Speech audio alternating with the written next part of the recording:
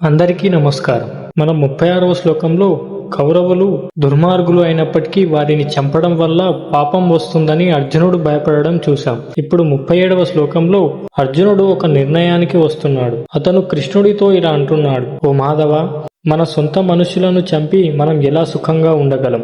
ఈ శ్లోకంలో అర్జునుడు తన వాదనను మరింత బలపరుస్తూ కొన్ని ముఖ్యమైన విషయాలు చెప్తున్నాడు. మొదటిది, అర్జునుడు కృష్ణుడిని ఇక్కడ మాధవ అని పిలిచాడు. మాధవుడు అంటే లక్ష్మీదేవికి భర్త అని అర్థం.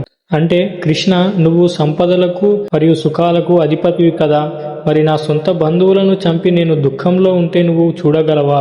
బంధువులను చంపడం వల్ల వచ్చే రాజ్యం నాకు సుఖాన్ని ఇస్తుందా అని అర్జునుడు ప్రశ్నిస్తున్నాడు.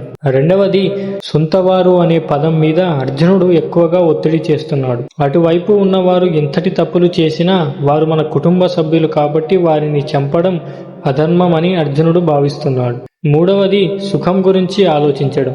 యుద్ధం గెలిస్తే రాజ్యం వస్తుంది, కానీ ఆ రాజ్యాన్ని అనుభవించడానికి తన వాళ్లే లేకపోతే ఆ సుఖం విషంతో సమానమని అర్జునుడు అనుకుంటున్నాడు. ముఖ్య విషయం ఏమిటంటే అర్జునుడు ఇక్కడ ఒక యోధుడిలా కాకుండా కేవలం ఒక కుటుంబ సభ్యుడిలా తన వ్యక్తిగత లాభ నష్టాల గురించి మాత్రమే ఆలోచిస్తున్నాడు. ఈ అతి మమకారమే అతని కళ్ళకు అసలైన ధర్మాన్ని కనబడకుండా చేస్తోంది. ఈ శ్లోకం మనకు ఒక గొప్ప పాఠాన్ని నేర్పుతుంది. మనం జీవితంలో కొన్ని నిర్ణయాలు తీసుకునేటప్పుడు నా వారు, పరాయి వారు అనే భేదం చూస్తాం. మన వారు తప్పు చేసినా సరే వారిని సమర్థించడానికి లేదా వారిని శిక్షించకుండా ఉండటానికి అర్జునుడిలాగే మనం కూడా రకరకాల కారణాలు వెతుకుతాం.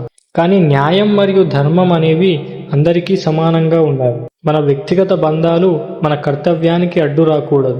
బాధ్యతను వదిలేసి పొందే సుఖం ఎప్పుడూ నిజమైన సుఖం కాదని మనం గుర్తించాలి. అర్జునుడు తన బంధువులను చంపడం వల్ల సుఖం లేదని తేల్చేశాడు. అయితే కౌరవులకు ఈ విషయం ఎందుకు అర్థం కావడం లేదు? వారు ఎందుకు యుద్ధానికి సిద్ధపడ్డారు? వారికి లేని జ్ఞానం మనకు ఉంది కదా అని అర్జునుడు చెప్పే మాటలు మనం తర్వాతి శ్లోకంలో విందాం. హరే కృష్ణ.